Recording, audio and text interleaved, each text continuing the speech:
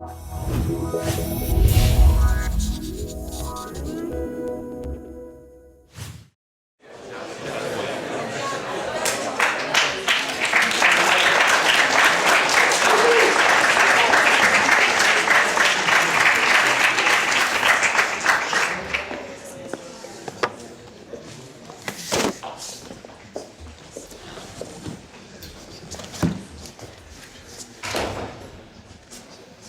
afternoon, everybody. Welcome here in the Aula of the Maastricht University for this wonderful session which we're going to have in the Ambassador Lecture Series with Commissioner Androulla Vassiliou, who is the European Commissioner for Education. I wrote it down because it's a very lengthy and complicated portfolio: education, culture, multilingualism and youth. And looking at you, the audience, it seems to me like this portfolio fits you all, huh? Because you're in this educational institution. This is a university, is also there for culture. You speak more than one language, at least English and also your native language, and you are young. So, dear guest, I'd like to present to you later Madam Commissioner. I will say a few words on the agenda and then we'll go about our business. It's wonderful to have you all here. And it's indeed my great privilege and honor to introduce to you Madam Commissioner. First, our agenda of the day. I will give a short introduction introducing to you Madam Commissioner. Then she will give a talk to you about her portfolio, about her work, about Erasmus Plus. She will talk about Europe. Then we will both sit down in the chairs down there and we'll have a short conversation, asking some questions, warming up the discussion, and then the floor is yours. There are people there with microphones, handing them over to you, and then it's up to you to ask many challenging questions. And after those questions and many answers, we will have approximately at the latest 8, we will have closed the session and we'll have some drinks in the restaurant in this building, because in Maastricht an academic session without drinks is not really an academic session. Madam Vassiliou, she studied law, and it is one interesting feature. She studied law in England. She's from Cyprus. She studied law in English in the beginning of the 60s, so before the student revolutions in Paris and Amsterdam and other cities. In 1961 to 1964, and then later on advanced studies 1964 to 1966. That was, maybe it was common for people in Cyprus with the common law system because of the British administration until 1960, but it was very uncommon in Europe for students to study abroad, let alone for law students to study abroad and to do your legal studies in another country. It was complicated. There was no Skype. There was no internet. There was not even a fax. Do you still know what a fax machine is? There was a telex. There was no Ryanair. There was no high-speed trains. So it is complicated to arrange, after you graduate from secondary school, to go to a country from the East Mediterranean, United Kingdom, from the nice, almost tropical beaches up to rainy, windy London. But it's still a beautiful city. So, but that's what changed in 50 years, and that's what she helped Europe change as well. So, that's what we'll discuss. She is a commissioner since 2008, initially for health, and since 2010 for education, culture, multilingualism, and youth. And we'd like to have a discussion on many issues that will interest of you, that are interest of Europe, that are very topical because of the elections for the European Parliament upcoming this spring, and also for many of you and for me as lawyers, because how can we also set up real exchanges and study abroad programs for lawyers and opening up the legal professions in Europe and for a European legal profession. But first of all, Madam Commissioner, it's my privilege and honor to give you the floor for your talk. Thank you very much.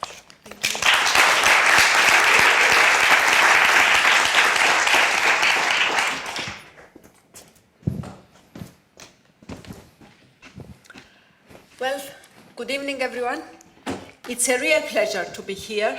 I was hoping that I will have a wonderful drive from Brussels to Maastricht, but unfortunately with this weather I couldn't see anything. So I was really very disappointed. So thank you very much for your invitation. It's a real pleasure to be here. I know I have met many people from Maastricht University, and I always wanted to come here and give a talk and have a chat with you. Well, I could hardly imagine a more symbolic time and place to think about the European Union and the challenges we face. Over the last 20 years, Maastricht has come to symbolize a momentous leap forward in the history of our union, the creation of a common currency. In recent years, the euro has often dominated the debate about the future of the European Union and the institutions we need. The institutions to ensure that our great project remains democratic and legitimate in the eyes of our people. That we should have devoted such energy to our currency during a global financial crisis is hardly surprising. At the darkest moments, we were seemingly faced with a life or death struggle, not only for the euro, but perhaps for the European Union as a whole. And yet, as we search for a new narrative, a new story that can explain why the union's members need each other more than ever before, we all can sense that our common destiny is about much more than a currency and the economic integration it demands. Our starting point, surely, must be Europe's place in the world. What does it mean to be European in 2014? And how do we see our role in the world? If Maastricht is a special place from which to ponder such questions, then 2014 is most certainly a moment that is rich in historical symbolism. This is a year where Europe has a duty to itself and to the rest of the world, to think deeply about the tragic events that took place exactly 100 years ago, in 1914. None of you was born. I was not born at that time either. As Europeans today, we must ask ourselves whether we have learned all the lessons of 1914. The outbreak of a war that cost more than 10 million lives and planted the deadly seed for many more conflicts in the century that followed. Tonight is not the time to go into the debate, but to launch our discussion here this evening, I do want to share one important idea with you. 1914 saw the failure of Europe's elite. Our leaders at that time lacked the imagination to see that war was coming. They lacked the imagination to see that it would cost so many lives. They were incapable of breaking free from their nationalist attitudes. They were unable to build trust among their peoples. They were unable to meet together to resolve their differences. In other words, it was the absence of Europe, the Europe that today we take for granted, that helped to produce one of the greatest catastrophes in the history of mankind. It was the absence of common institutions and the absence of a common political culture that confined Europe's leaders to their narrow national concerns. 100 years later, this tragedy has lost none of its power to shock and to shame. We have no greater duty than to assure that it never happens again. And this brings me back to 2014 and the questions facing the European Union. What are the institutions we need to build trust among our people? What policies can help us to create and share a shared political language? How can we help people to understand that we all depend on each other, that our economic and social lives are so intertwined that Europe is already a reality and deeply rooted in our everyday lives? Well, I believe that education has certainly a role to play. I believe passionately that education can help us to choose and shape the society we want to live in. If our world today appears more divided than ever, and if modern life brings with it so many competing pressures, then education is surely one of the places where we can rediscover our humanity, our values, and a sense of meaning. But Europe faces a number of urgent challenges, and the European Union stands ready to help its member states and their education systems as they adapt to a fast-changing world. One of the most difficult problems we face is the so-called mismatch between what young people are learning at school and university and what the world of work demands. This is one of the reasons why youth unemployment has reached unacceptable levels in many of our countries. Today, I'm sure you know that on the one hand, we have 5.6 million young people unemployed. But at the same time, 1 every 3 employers cannot find people with the right skills to fill job vacancies. And we have 2 million unfilled jobs. And I advise you on this point, if you are interested, to read the McKinsey's report. You know, McKinsey's the consultants, they had a survey done very recently in 8 EU countries, which represent 75% of the unemployed young people. And what they found is that we are indeed facing a skills crisis. This is a complex problem with no easy answers, and it will take time before we see real progress. But we have brought this question to the very center of the debate on education, and the European Union is working closely with its member states to find solutions.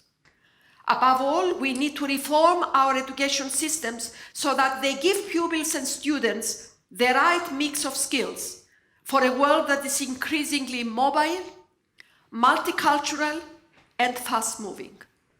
We want to give young people the tools that will allow them to find their own path to happiness, fulfillment, and a place in society. To address the skills crisis, we want, among others, to bring universities and businesses closer together so that they can modernize curricula and teaching methods. Education must remain, of course, independent and free-thinking, but this should not prevent universities from opening up to the communities around them. On the contrary, this is where their future lies, and increasingly they need to open up to the world. Today we see a global race for the best talent in higher education, the best teachers, the best courses, the best students. Of course, this is a race that Europe wants to win. Our economic prosperity depends on it. But we must also ensure that we respect our fundamental values when we compete. This means that our duty to ensure fair and open access and to support the underprivileged student remains as important as ever. We want to make sure that every young person has a fair chance to succeed, whatever his or her background. So, dear friends, Erasmus Plus is the European Union's response to these challenges and much more beyond. Tonight, I'm very proud to offer you a brief introduction to our new program, and I hope you are as excited as I am about the new opportunities it represents. Erasmus Plus is a new EU program for education, training, and youth. It will give 4 million people the opportunity to study, train, work, and volunteer in a new country. With a budget of almost 15 billion, an increase of 40% compared to today's programs, Erasmus Plus offers hope to young people across Europe and to the people and institutions that prepare them for life. Over the past 4 years, I have strived to put education and training at the heart of European Union's plans for growth and jobs. It is our human capital, the knowledge, the skills and creativity of our people that will deliver the intelligent, sustainable and inclusive growth that we aim for. Erasmus Plus turns that vision into reality by supporting, first of all, learning mobility, by encouraging and supporting partnerships between institutions, and by supporting policy reforms. Today, education sits at the center of EU policy making. Every year, when we work with our member states to identify the priorities for reform, the Commission encourages all governments to modernize and invest in their education systems. Our message is clear. Investment in education, I don't call it cost, I call it investment, because it's really investment for the future. Investment in education and training must continue even as we consolidate our public finances. Learning mobility remains at the heart of the new program, as it should. Studying abroad, young people develop many of the skills that will serve them for the rest of their lives. They learn to stand on their own 2 feet. They learn to live and work with people from other cultures. They learn a new language and a different way of thinking. They see the world through the eyes of someone else. They open their minds and their horizons. If you have not already enjoyed the Erasmus adventure, I hope you will have this opportunity sometime in the future. One of the innovations of the new program is the Erasmus Loan Guarantee Facility, which will help master students to study in another country by obtaining a loan with the guarantee of the European Committee. So, dear friends, as we prepare for elections for the European Parliament, our newspapers, I'm sure you have already read articles to this effect.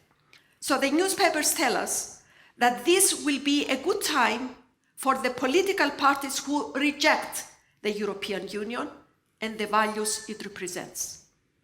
They predict a further wave of cynicism, populism, and xenophobia. Well, let me tell you this. Europe is better than this. And you, our young generation, you deserve better than this. Let us work instead for a Europe that learns to live together. A Europe that is prepared for a mobile and multicultural world. A Europe that sees diversity not as a threat, but as a strength. A Europe that is open among its neighbors and open to the world. This is, my dear friends, my dream for Erasmus Plus, and this is my vision for the Europe of the future. Thank you very much.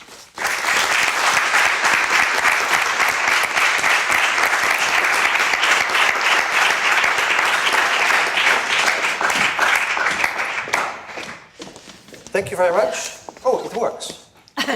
It works. We have Yes. to be careful what we say now. Yes.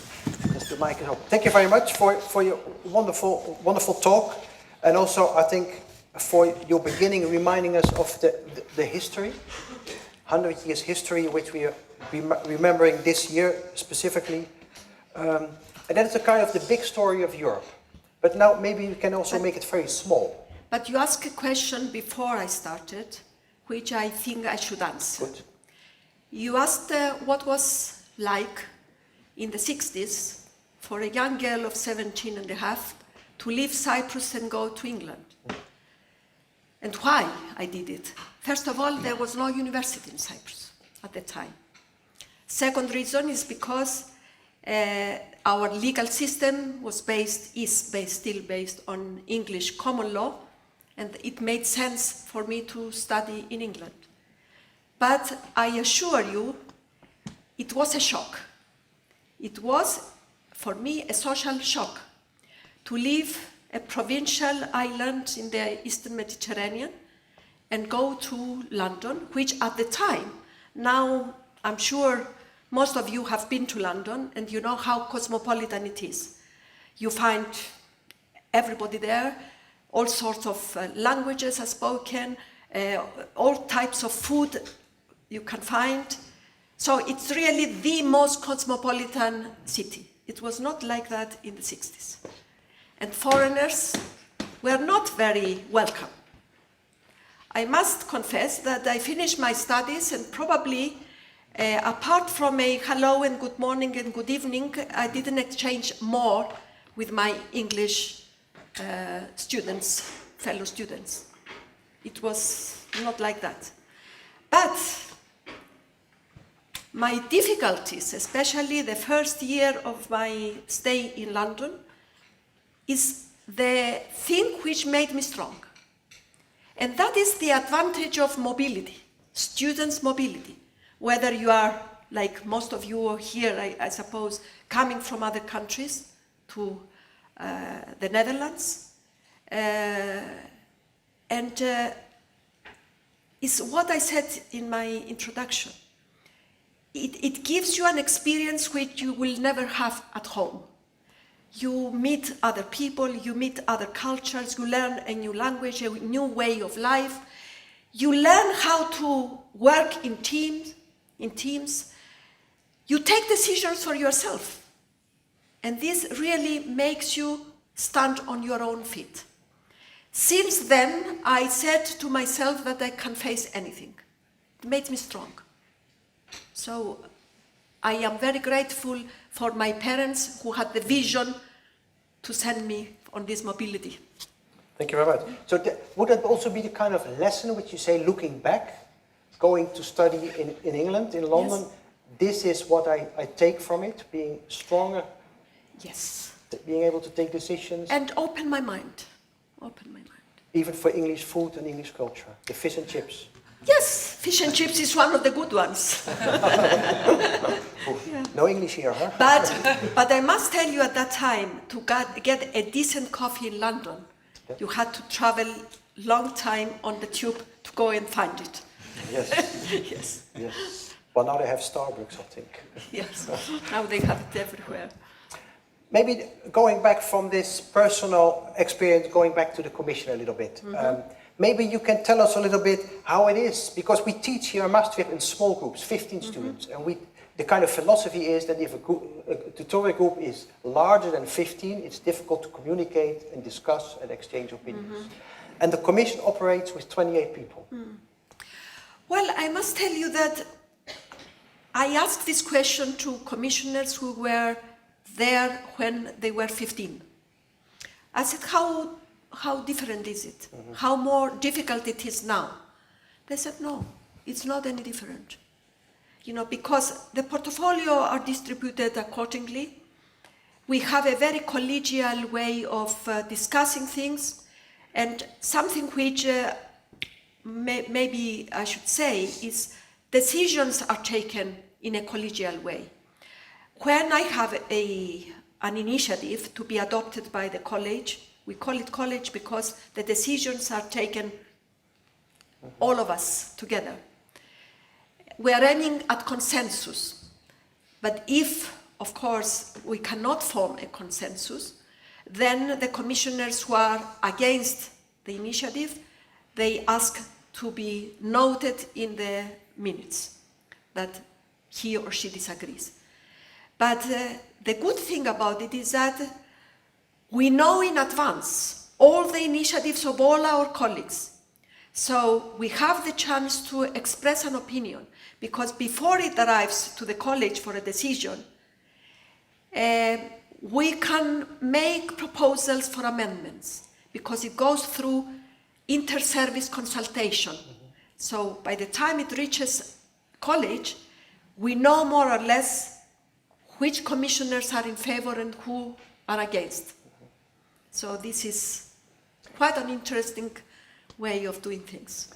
So when your colleague Mr. Rain sends, in the context of the European semester on the budget, sends recommendations to a member state that they must invest more in education and not cut down in education, that is the kind of pre-decision-making consultations with you. Yes, because I'll tell you, education, it's for the first time at the center of our policies.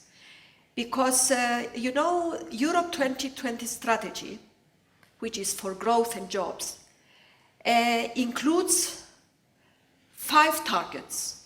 Among the 5 targets, for the first time, there is a target on education.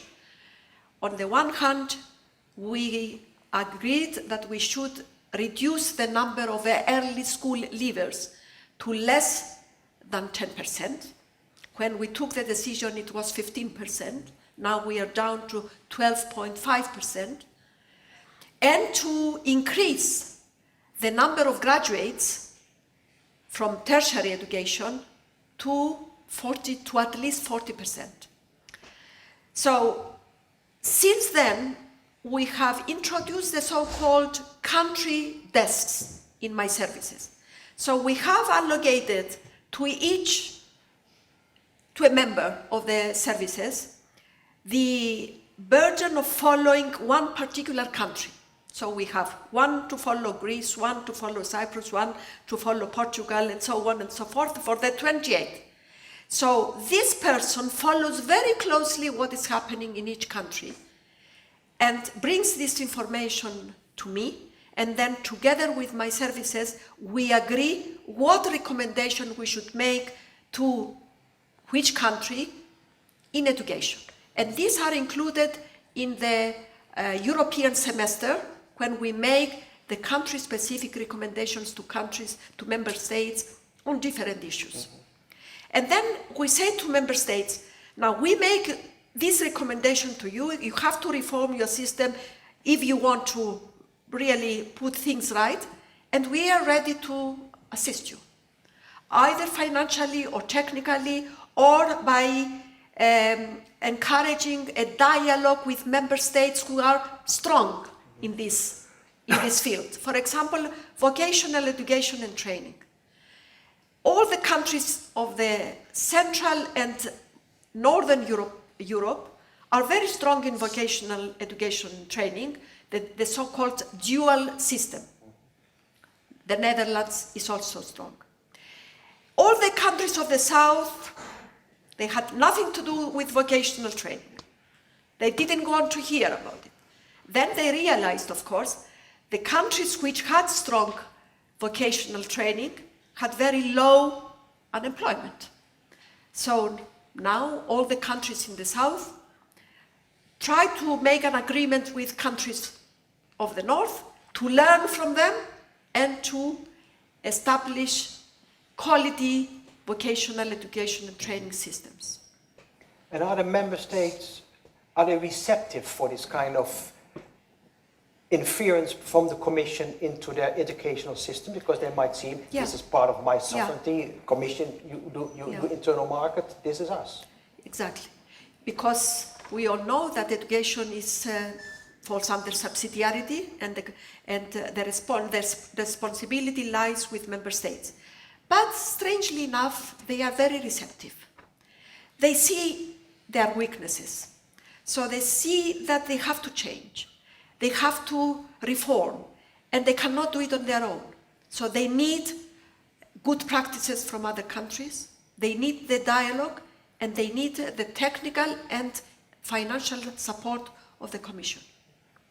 Do they also need a kind of excuse that from outsiders, which they then can use as a tool to convince the home country, the home parliament, and we have to do this, and it's also the advice of the OECD or the advice of the EU? Of course, in order to persuade member states, we have different tools. And one of them is evidence-based. And OECD is really, for us, the evidence base that we need. the PISA results, the PIAC results recently. The PIAC is the survey on skills on adults. It examines the skills of adults between 16 and 65, whilst the PISA is exclusively for the 15-year-olds. What are the skills of the 15-year-olds? In 3 topics, in 3 subjects: numeracy, literacy, and sciences. And of course, they pay in order to participate in these surveys. And if they pay, and they pay quite a lot, they know that it's worth paying attention to what they say. So this is a basis to persuade member states to do the reforms that they need. Part of your portfolio and one of the things you said is multilingualism. Yes.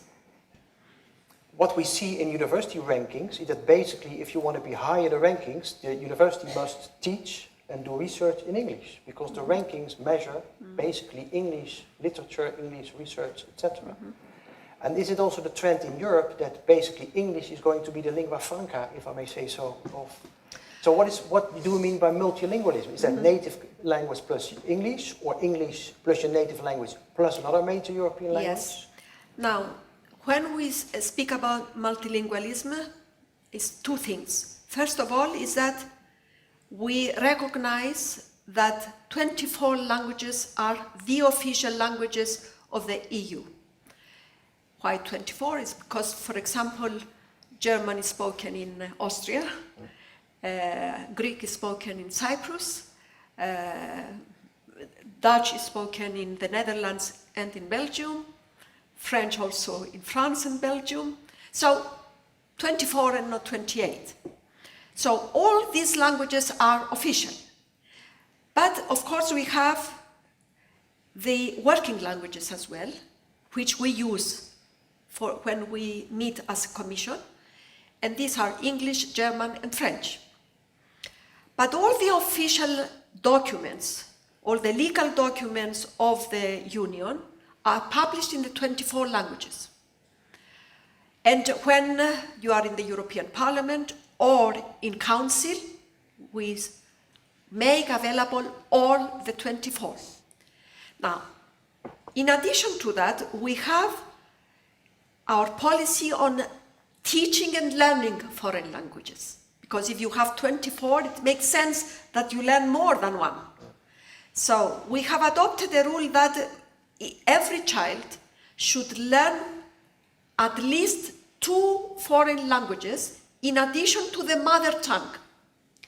But when we say 2 additional languages, we include foreign languages, not only EU languages. For example, Chinese, Arabic, Russian, and there are many other languages which are becoming very popular now in Europe. So this year, I hope in the next council meeting, we shall adopt a benchmark on language speaking and language learning, which will say that every child at the age of 15 should be fluent, or at least can communicate freely in the first language. And at the same time, he or she should be learning the second language. So in this way, we hope that multilingualism will be encouraged. Thank you very much so far. Are there any questions already among the audience? Otherwise, I keep on quizzing the I'm sure commissioner. you need just the first one. That's always the case. Yeah. Who wants to be the first? Yes. Yes, we have the first. My name is Ivan, I'm from Norway. I have a question regarding something you said in your presentation. You said that Europe is facing a skills crisis, and that that a large proportion of the unemployment is due to a shortage of skills in the unemployed population. How do you then explain the large unemployment that is present in Southern Europe as a result of very strict economic policies imposed by the European Union? Don't you think that's the case? Don't you think that's the reason for the unemployment that's soaring as of now? Well, speaking about unemployment, you have different causes for unemployment. For example, you mentioned southern countries. Take Spain, for example. A big majority of the unemployed youth in Spain is because of early school leaving.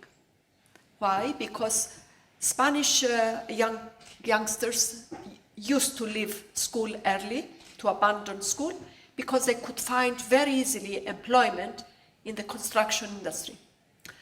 Well, after the fall of the construction industry, the bubble, most of these young people became unemployed. And of course, without skills, because really with low skills as they had, they can't really find work. So what we are trying to do now with these youngsters is to retrain them and give them skills that will enable them to find work. Now, another category, of course, is the young people who even graduate from university and they cannot find work. And this, to a great extent, is because of the skills gap. But of course, the real solution to unemployment will be when the economy starts growing. And that is why, at the same time, we have to really stimulate the economy in order to create the jobs that are needed and meet this unemployment crisis. But believe me, the skills gap is not something we should not pay attention to. And that is what we are trying now, of course, with our retraining of the young people to give them skills that are needed in the economy. Anyone else? A follow. Or you want to follow up? A follow-up. How do you then suppose you solve the problem of graduates from university with PhDs, masters, bachelors not getting a job at this point in time and maybe not even in the future because their skill set or Well, their degree is just too much for what they're supposed to do?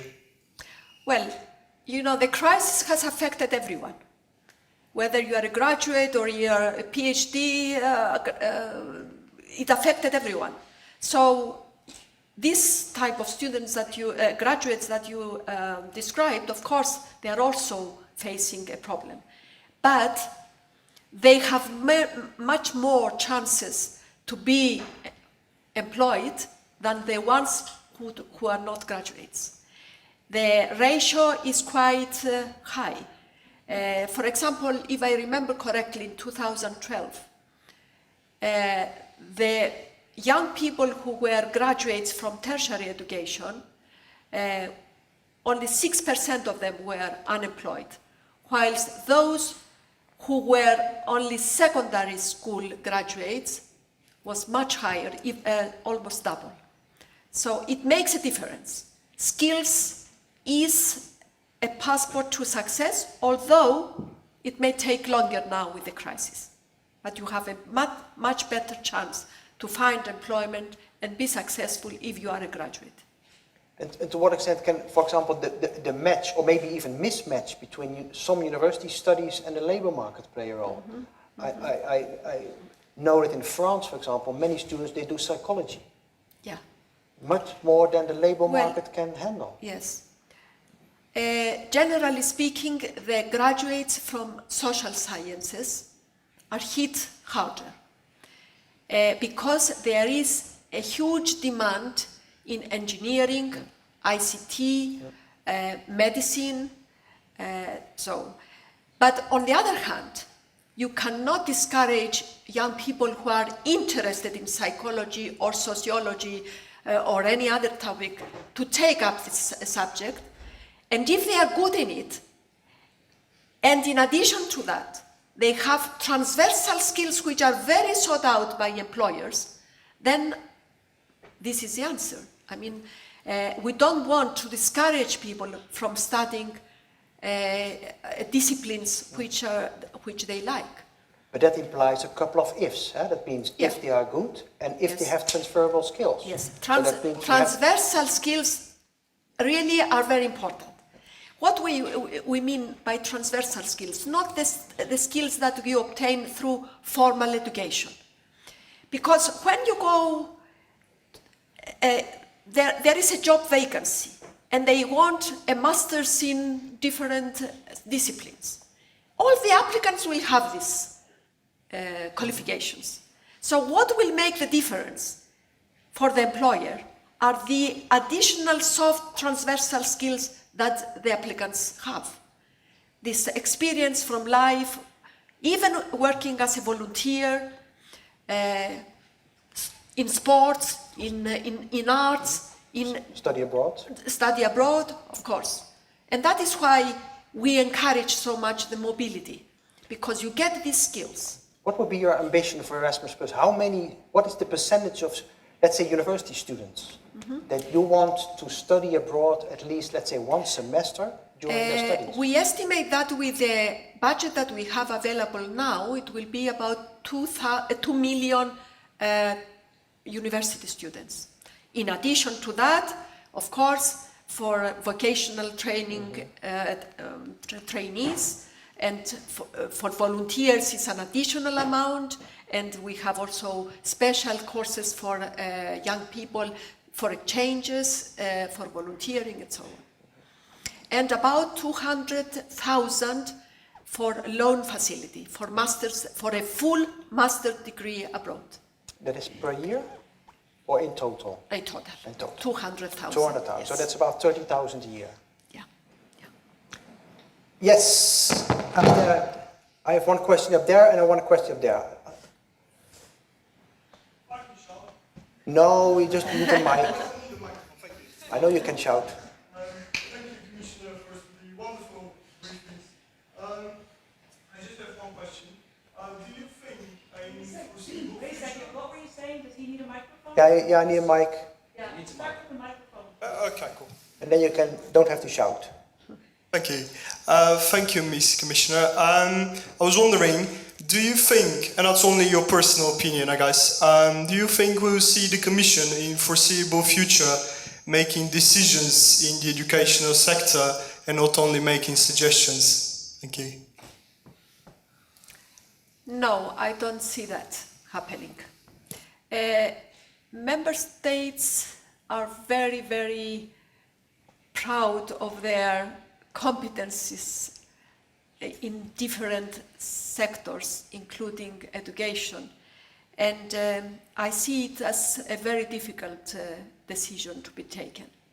Although I see more and more member states agreeing that there is a European added value in what we are doing. And they follow our recommendations, they follow our advice. The open method of coordination is working very well, the dialogue is working very well. But at the same time, you have ministers who follow very closely and they are very eager to do what we recommend them. And there are others who simply ignore. But this will show in the long term, it will show in their results. But answering your questions, I don't see this happening. Would you say that the present state of affairs therefore might be even more effective than introducing a competence? That without competence and with financial stimulus and recommendations, that might be as effective? I think the system is working well, I would say. Yeah. There was... Yes? Yeah. Good evening. My name is Vincent Wieners and I'm a young European federalist.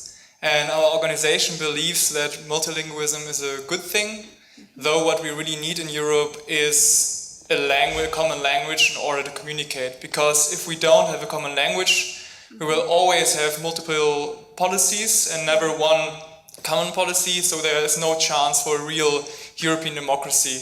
So, English obviously is the language that the world speaks mostly, so it would actually make sense to concentrate on English.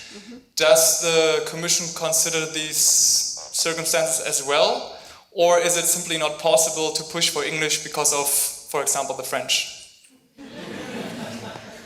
Not only for the French. I must tell you, I keep receiving letters from foreign ministers from different countries. If they don't see for example, a website in their own language, they immediately react. I see how attached they are in their national languages. Of course, without imposing it, English is becoming the lingua franca. Although I believe that it is a good thing to encourage young people to learn other languages as well. We had a survey done 2 years ago, and it showed very clearly that companies, for example, which employ people who speak languages or who invest in their employees studying languages, they increased their turnout to about 11%. On the contrary, people who did not do that, they lost their business. So it pays them also from that point of view, in addition to all the other benefits, of course, of understanding each other, of communicating, understanding their culture. I think it's a cultural thing. And of course, it is embedded in the treaty that we should promote and support cultural and linguistic diversity. Yes, down in the... All right, you go first, and then we have the lady in white in the back, and then the one with the hand up over there. 1, 2, 3. Let's do them in a row, if you don't mind. Yeah. Good evening, Madam Commissioner. My name is Orestis Votsis. I'm also from Cyprus. And this is more of a personal question. Speaking for some of the very few Cypriots in the Netherlands studying here, would you say we would be at a disadvantage for job opportunity in Cyprus itself compared to the majority of the students who go in the UK and Greece, due to the fact that employers know better the English universities and the Greek compared to the Dutch ones or the surrounding areas such as the Belgian and all that? No, honestly, I don't think so. Because let me remind you that the Netherlands is #1 now in Europe in their education system. The latest PISA result put Netherlands ahead of Finland. So there is a nice competition now between the top countries in Europe. And I was recently in Latvia, and of course the Estonians showed a lot of progress in the last few years. So the PISA results showed that Estonia was in the middle, now they are among the top. And the Latvians said, oh, wait and see, Madam Commissioner, and by next PISA results, we shall be at the top. So it creates a nice, but answering your question, no, I don't think you will be in a disadvantage. Okay, thank you. I recently had it a few years ago. I had a Cypriot master student. She did a master thesis with me. So this 100% survey, and she has a job with the public prosecutor in Cyprus. So that's a 100% survey, I guess. Yeah. Okay, who was second? Yes, you. Hello, my name is Roxanne. I'm from Germany. And I would like to go back what you said in the beginning, that concerning the elections, that it's also a time maybe to tackle some Euroscepticism and other problems the European Union is facing right now. But as we learn as students is that all these, I call them extreme movements, are more in the lower levels of society. So we as academics are maybe already a bit more open to Europe and the whole idea behind it. So what would you then do concerning education to face those younger people? Because now you have an audience and we all are here, and it seems we all got the possibility to go abroad. But what would you say to people maybe from Spain right now who quit school because they needed also the money, and now you tell them, even though you have a crisis, you should invest in increasing your skills. So is this really applicable? Or do you think they can do this right now, or isn't there more an existential concern they are facing?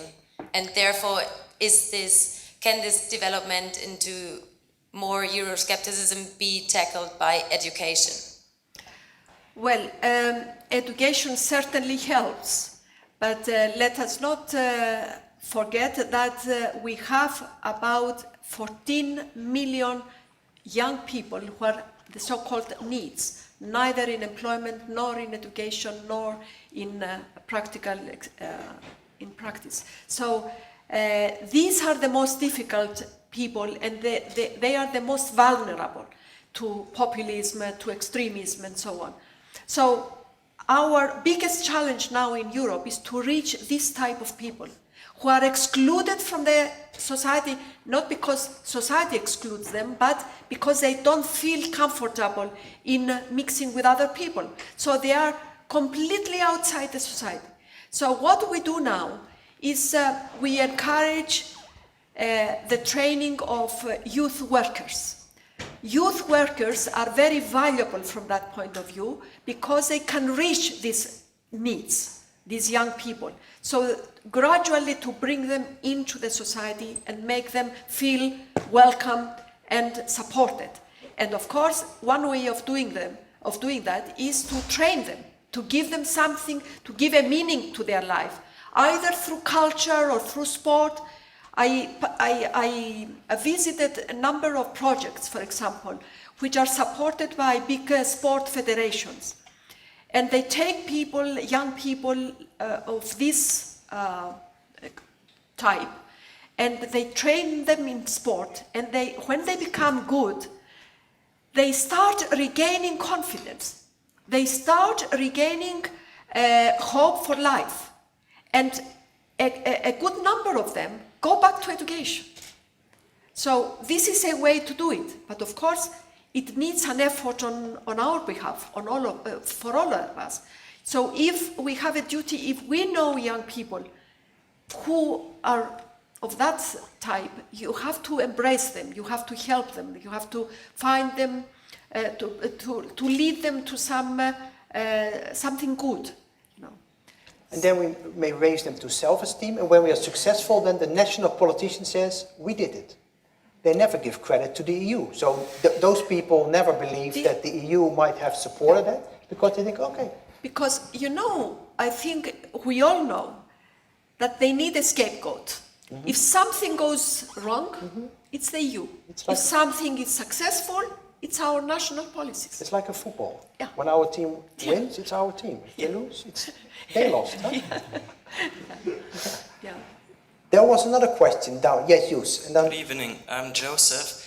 There are countries such as Germany which have a well-established and also renowned educational system regarding apprenticeships and forming highly skilled workers. Consequently, there are voices criticizing the attempt to increase academic education and get more people going to universities. What is your answer to that? Well, you cannot really put rules there, how many should go there and how many should go to the other type.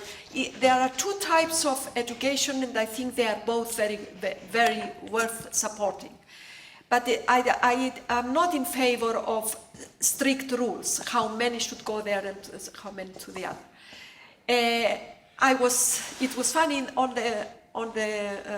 the car coming here.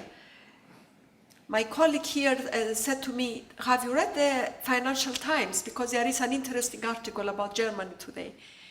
It seems that in Germany, less and less young people opt for the vocational training, and they go more for universities. And the German government is worried about that. Okay. But if they are worried, of course, they could take more from foreign countries who don't have very good vocational education.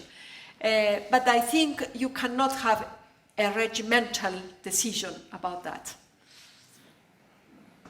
Yes, you in the front. Hello, I'm from Croatia, which is a new EU member state. And myself, I've always read about bad PISA results, university education not at its best.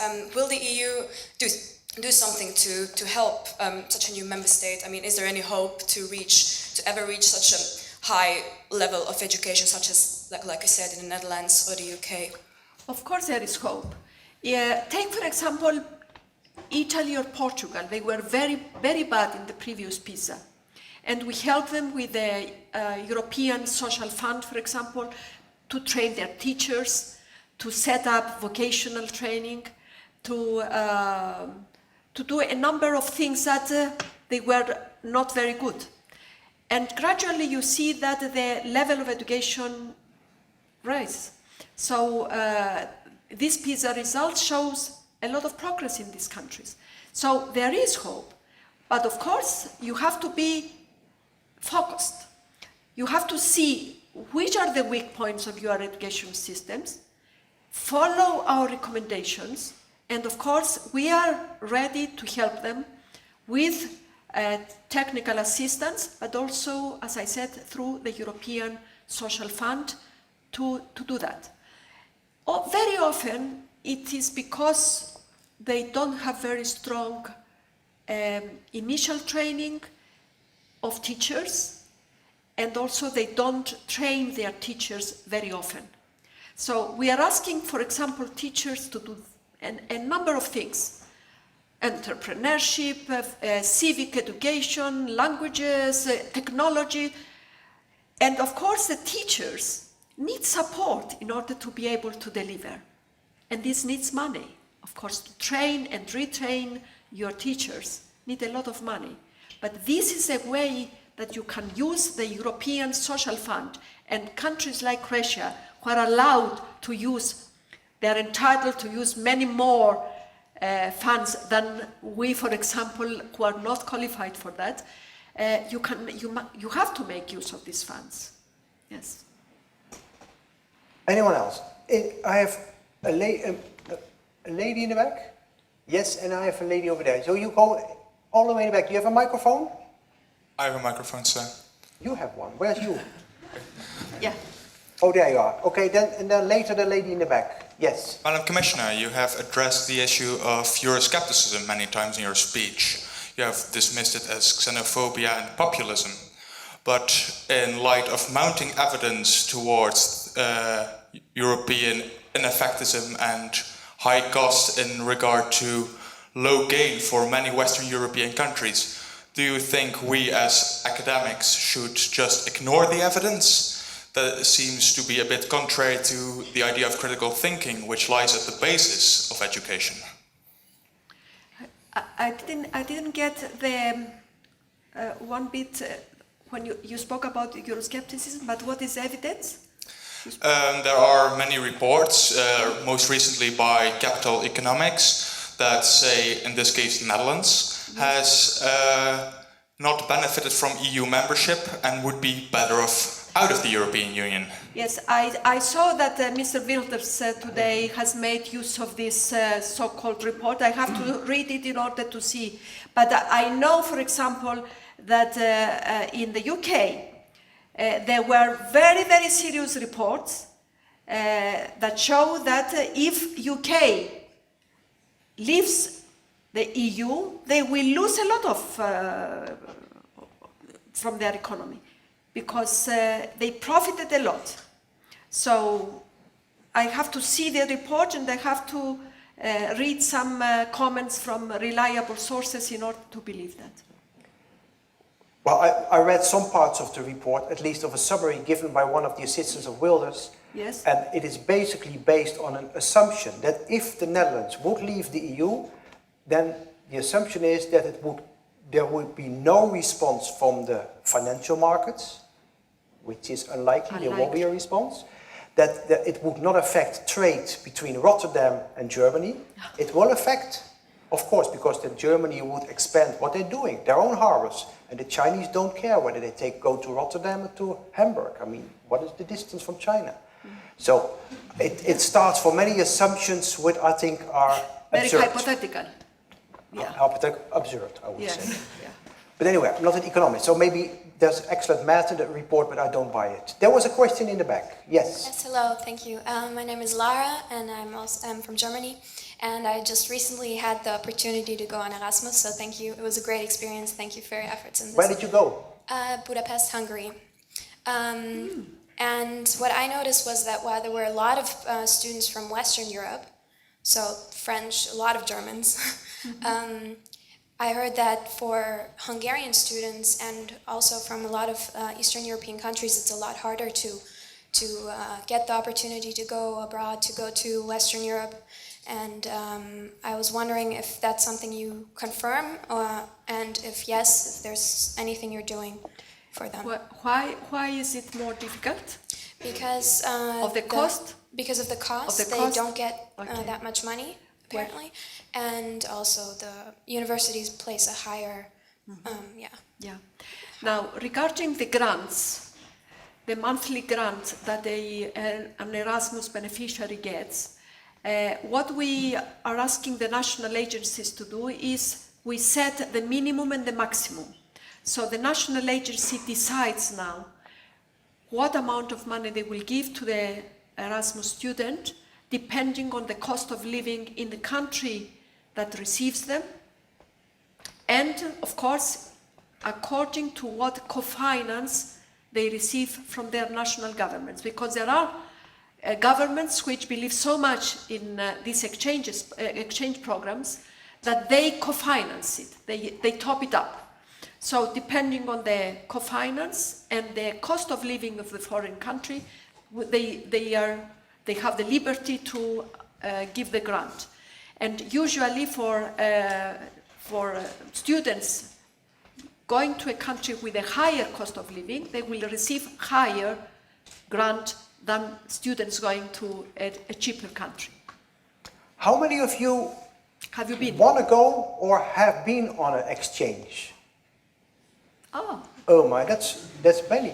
Now, so you have been or you want to go? Let's first start then with, we're on an exchange. Okay. That's about 1/3, I guess. Yes. Maybe a bit less. And how many of you want to go on an exchange? Wow, that's more than half together, huh? Yes. And many of you came to Maastricht from another country. So you go to Maastricht and also want to do an exchange. Yeah. Yeah? Yeah, that's very nice. And then about the masters, do you also intend to do your masters in another country? Yeah. That's good. So that's triple exchange, huh? Oh. Exactly. That's Yeah. 3 times the chance to find love. Can you tell the story you told us earlier? Yes.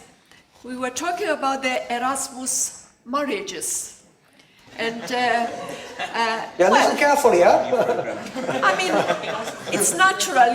You marry a girl, you fall in love with a girl that is with you, all the time. So the percentages of marriages like that is very high.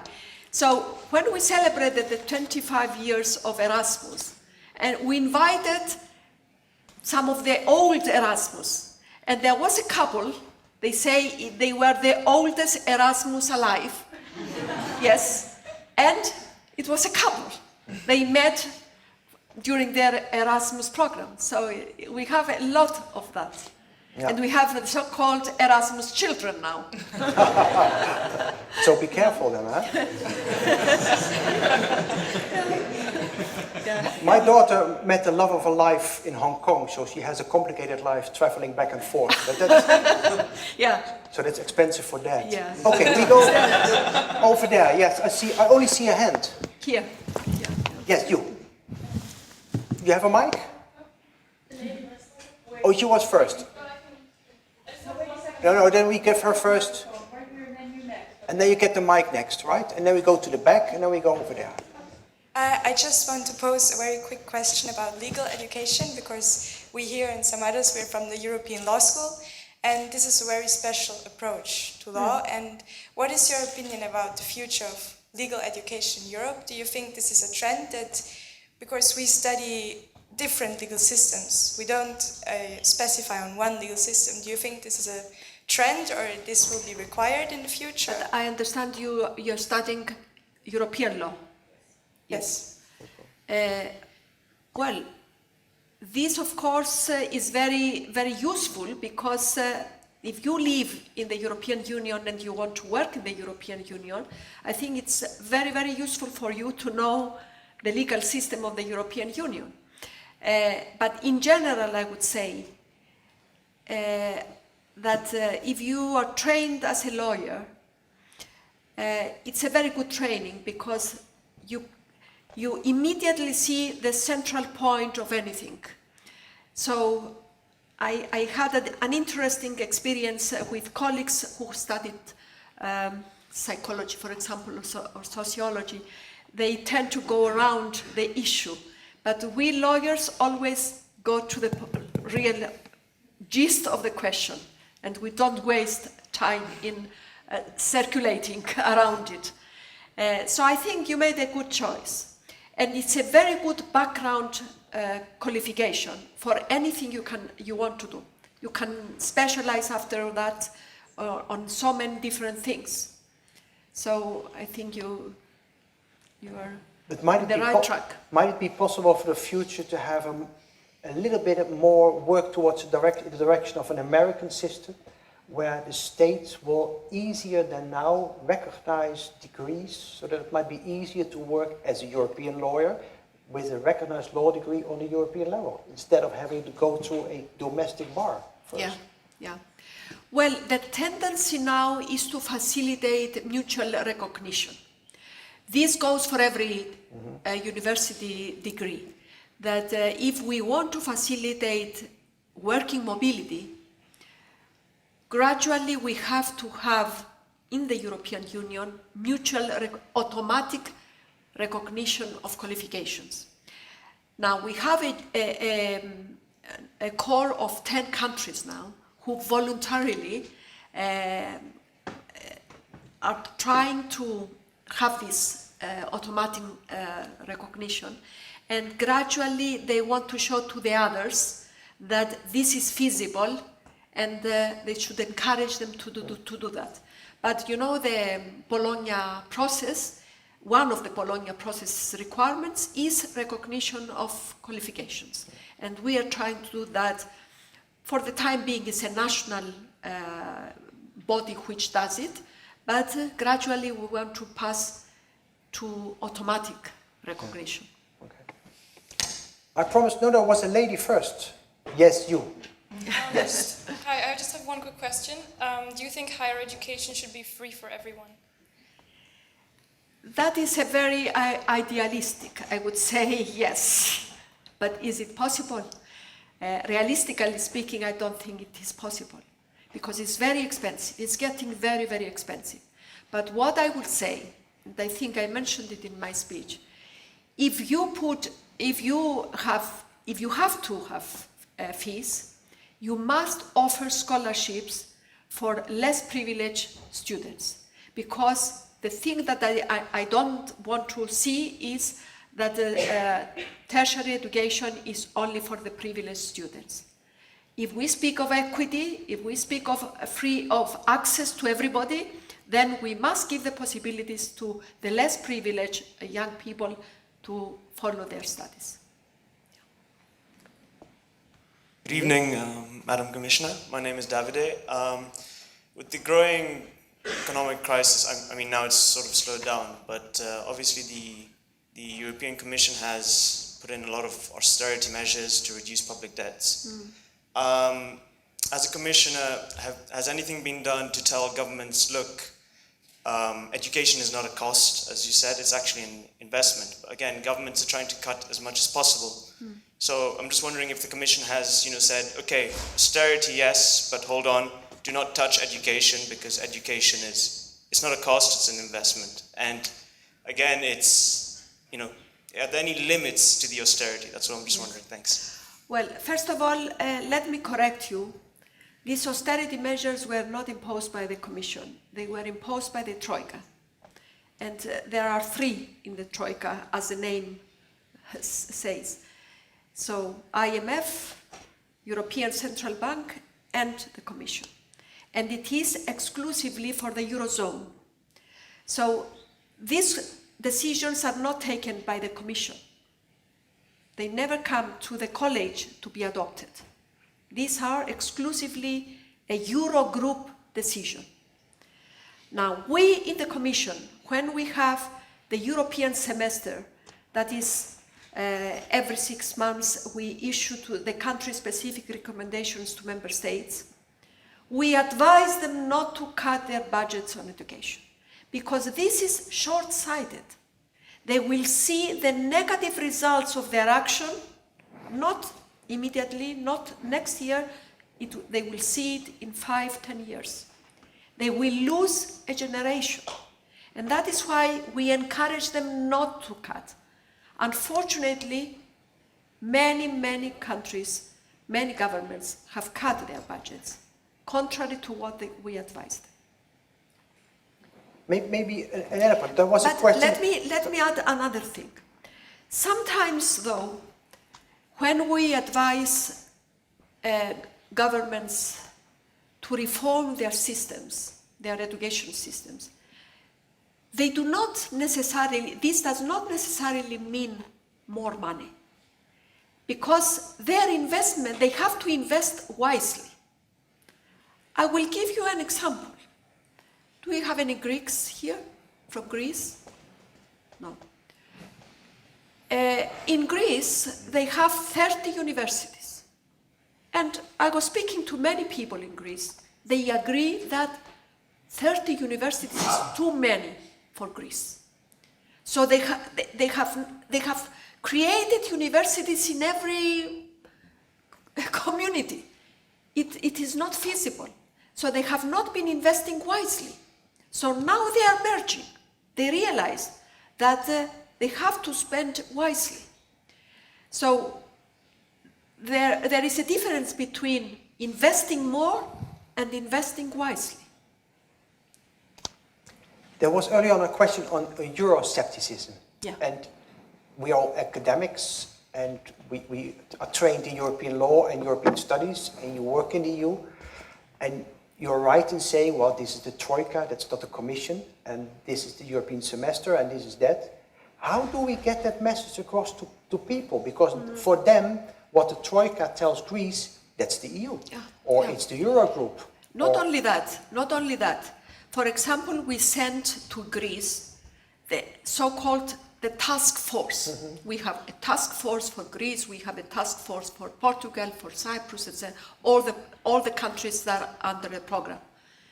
People believe that the task force is a troika, which is far from the truth, because the task force is made up of experts from different fields, whom we send there to advise the government and give their assistance to make things right.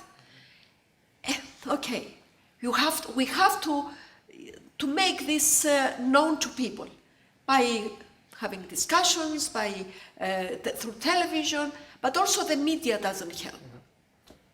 No, because we have made it complicated. Yeah. We have the Eurozone, we have the European Parliament not competent for the Eurozone, we have the Eurogroup with the Dutch Minister Dijsselbloem, we have a president, we have the president of the Commission, we have the Troika, we have banking supervision partly by the ECB in the future and partly by the national banks. It is not easy to understand and get across. That's true. It's becoming very confusing for the ordinary person to understand. How to solve that? It's an easy question. Yeah, the answer, maybe. The answer is difficult. All right, let's do. Is there a kind of, we're running towards 8 o'clock, and I also like to give Madam Commissioner an opportunity to have a small drink with us before she has to leave at 8. And you want a drink maybe as well. So yes. That is. You have a mic, yeah. Yeah. Good evening, my name is Yannick, and I've recently read an article in a German newspaper that was very critical of the Erasmus program, and basically its main criticisms were that the students going abroad do not really integrate in the society of the country they're going to, and all they do is partying and drinking. And so with that perception that also probably is prominent among employers, do you think that maybe the Erasmus program has kind of missed its aim and is maybe even a negative signal towards employers rather than a positive one? Hold on, before I allow you, what is your own answer to that? Is it true? Well, I haven't been on No, but you know the Erasmus exchange students yet. in Maastricht, and you can ask your colleagues here. I don't know. If somebody wants to comment on that, Yeah, it would be nice to hear from you. Is that true? What he says. You have experience as an Erasmus? Okay, he says yes. Here in the front. We need a mic.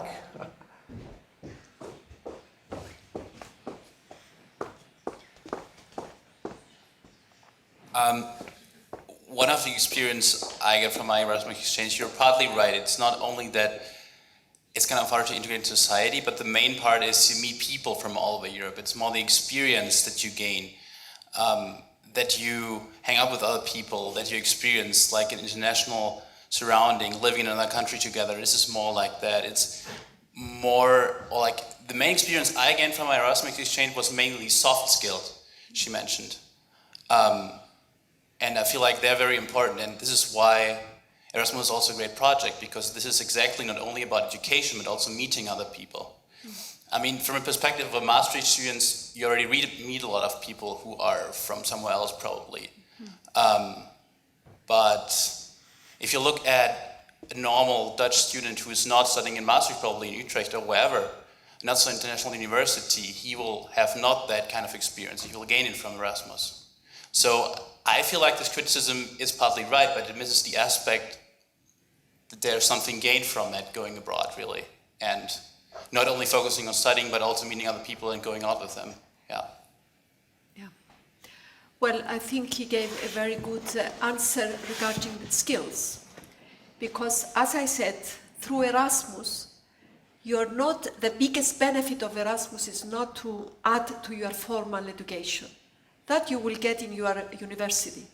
It's all these additional experiences that you will get through Erasmus. Even partying is an additional advantage because you meet people, you get to know the culture of the place, what they drink, what they sing, how they dance. It's part of the experience.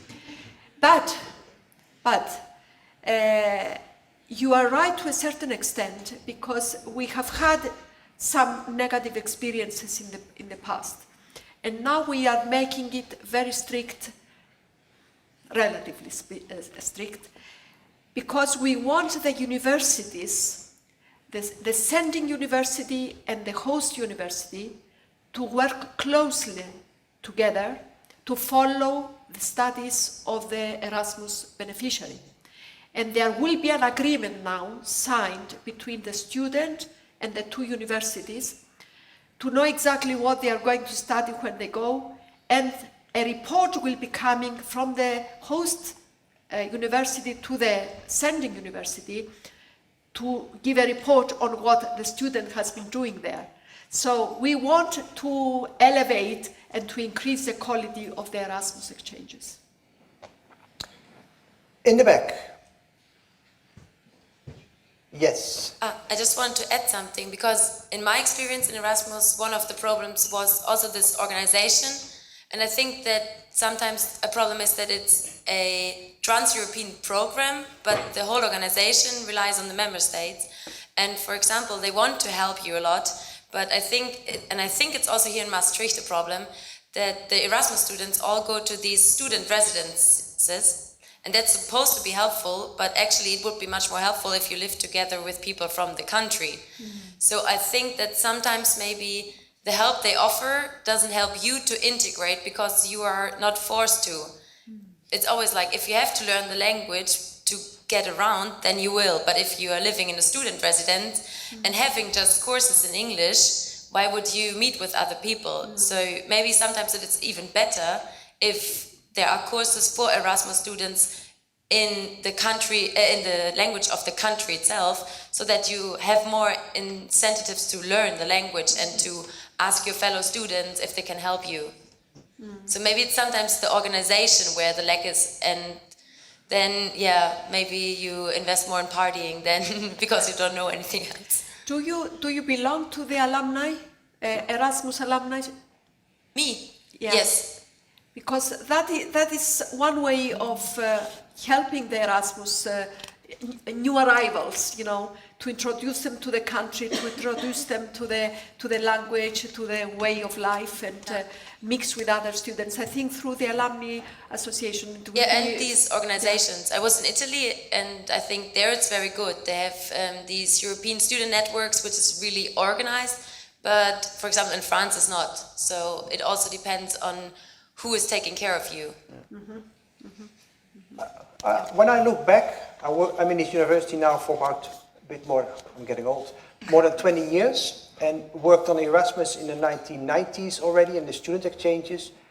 You don't realize, but this is an old man speaking, you don't realize how the situation was in the 60s, how it was in the 80s, and how this university, how this group has changed if you were here 20 years ago. It is immense how many opportunities students had in the last 20 years. I mean, that's not your concern that it changed in the past. You are concerned about it must even be better in the future. I take that as a point of improving all kind of stuff as a university. But don't forget how parochial things were 20 years ago. There were a few Erasmus students. There was no international classroom. No, there were 2 Erasmus students in class and 20 Dutch students. And then we had a class in English with a Dutch professor. And now the class is international diverse. It has changed so much. Also with Ryanair. Do you have any of you are from outside the EU countries? How many of you? Where are you from? United States, and then we had Norway, huh? Yeah. Huh? Poland. Poland is a member. Poland is EU. No, so we had US and Norway and Russia. Yeah. So one of the innovative things about the new Erasmus Plus, of course, is that we internationalize it. Now you can go on an Erasmus to China, to Russia, to USA, to those countries with which your university has an agreement. So now we encourage universities to make agreements with our partners from other countries, from outside, because you can spend now part of your studies in outside EU. In Brazil, Australia, Yeah. China. Yeah. Take your chance. And vice versa. Students from those countries will be coming to Maastricht. Thank you very much. That's a very nice conclusion. Yeah. Yeah, so the program is changing. Yeah. We're moving forward. Thank you very much for answering all the questions and do so in a very eloquent and informative and open way. Thank you. I very much appreciate your presence here and your answering the questions. I'd like to thank you for listening, participating, and showing that Maastricht has wonderful students who are engaged in the debate and interested in this subject. So thank you very much. Thank you. So as to express